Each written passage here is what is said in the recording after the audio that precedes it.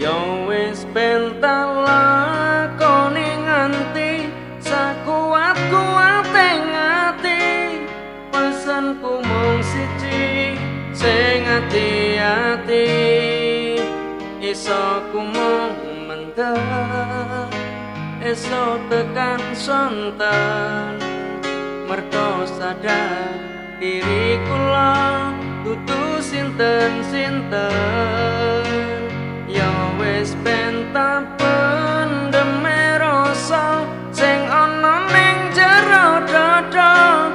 Tetep tak dongakno muga urip mulya, iso ku mung nyuwun muga ora keton cekap semanten matur nuwun. Sapa sing kuat nandang kahanan,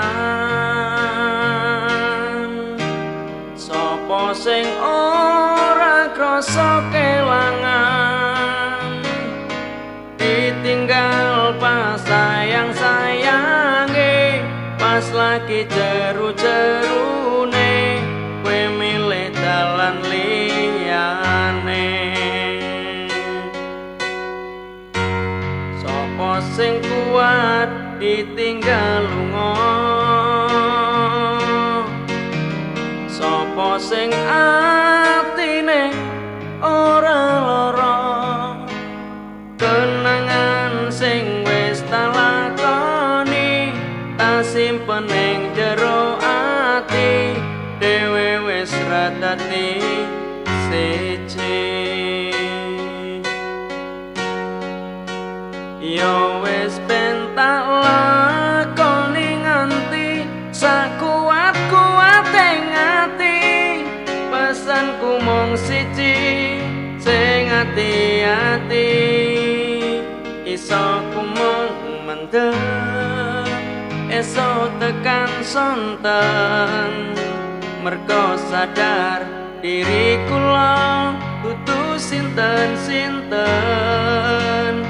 Ya wis ben tak pendem rasa sing ana ning jero dada.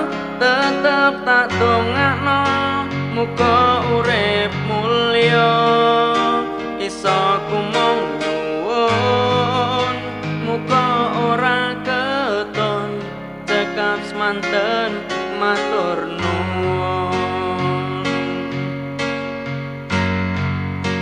Yo wis ben tak lakoni nganti sakuat-kuate ngati. Pesanku mung siji sing ati-ati, iso ku mung mendem esok tekan sonten.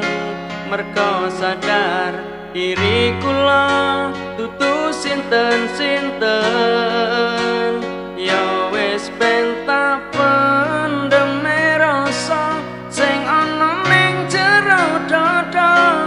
Tetep tak dongakno muga urip mulya, iso ku mung nyuwun muga ora keton cekap semanten matur nuwun. Iso ku mung nyuwun muga ora keton cekap semanten matur nuwun.